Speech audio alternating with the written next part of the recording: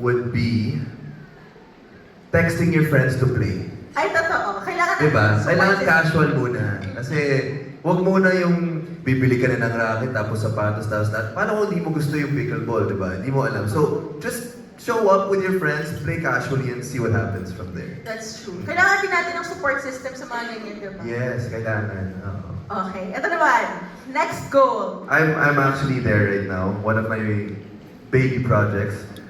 But the first step I did was call one of my mentors to ask for his advice. And then call or contact a team you trust. Kasi sobrang importante yun eh. Because you can do what business you want, but if it's not with the right team, it's never gonna turn out right. So these are the people you're gonna journey with, the people that you'll go through ups and downs with. And syempre gusto mo yung mga taong may trust ka, and syempre may taong na lahat kayo aligned sa gustong mangyari dun sa business na yun. Yes, di ba? Parang we love being... Backpack lang siguro. Or maliit. Grabe naman Kung may luggage ako, walang laman. Kasi hindi ko alam kung anong mangyayari. Mas gusto ko yung mga ganong situation. So, I've done that before na I go to a different country and I plan it like 2 days before. Tapos kung ano mangyayari, yun yung mangyayari. And I think that's something that relates with what we're talking about now. Is not being afraid to just take the first step, to just show up. Sometimes you don't need to have all the answers. You don't need to have everything lined up because in life, hindi naman ganun yun eh. Lahat okay, lahat perfect. Hindi naman ganun, di ba? True. So you have to, go there with a mindset na, okay, ito ready ako, yung gusto kong gawin. Pero at the end of the day, you have to trust the process also. Parang it's a different kind of feeling when you achieve all of that after. Na parang you'll Yeah. realize, I did it pala. Yeah. Exactly. Okay, and next time.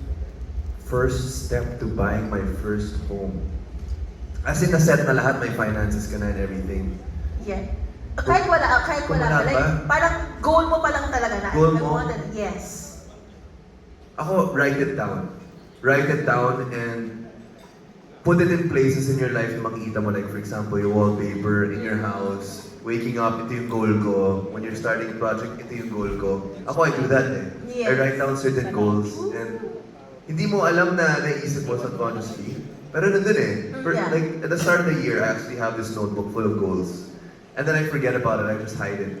And then when December comes, yung end of December talaga, or the next year actually, Jan 1, that's when I check. And I see which ones I actually did. And you'll be surprised the power of writing it down is really, really big because your body wants to function in achieving that goal. So I think if something as big as buying your house in a specific area is your goal, write it down and remind yourself that that's your goal. And just do the steps to get there, diba? If it's saving a specific amount, if it's Finances, researching, yes, of course.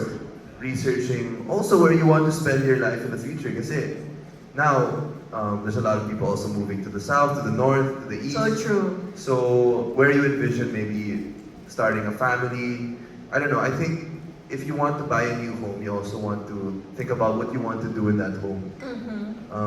If you're the type of person who wants to go cycling, go swimming, spend time beside a church, I don't know, it depends eh. Kasi iba-iba yung wants and needs natin. So siguro yung lifestyle mo, Yeah.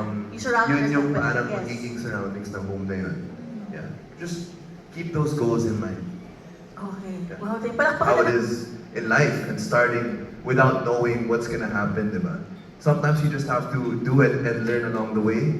Of course, you have to plan. I'm not saying don't be prepared. You have to also do your own thing. You have to make sure that you show up, make sure that you do the work. But nothing in life is guaranteed, diba? 100%. So just showing up and being there. Actually, I like what they said in the panel before this. I agree. Just start because if it fails, then at least it teaches you something. And if it doesn't, if it keeps going, then that's also another lesson about this thing works for this specific time. So yeah, it's really important that in this day and age when wanting to be perfect is such a big thing or overthinking about ito kasi yung tao na yan, may ganyan, so kailangan ganyan din ako or parang kino-consider mo na yung mga achievements ng iba bago yung sa sarili mo. Yeah. Nag-overthink ka na kasi baka yung bagay na ito hindi magiging successful. All of those things contribute to why you're not able to start in the first place. But if you just put that aside and just say, hey, I'm gonna take a leap of faith and let's see what happens. You'll be surprised about what can happen. What the outcome can be of that. Yeah, sobrang important nun, taking that first step, taking that leap of faith. Because you know, sometimes it might get risky, it might be tricky, but parang for sure naman, nasa mapupunta ka sa destination na yun with on your right pace also. Okay, so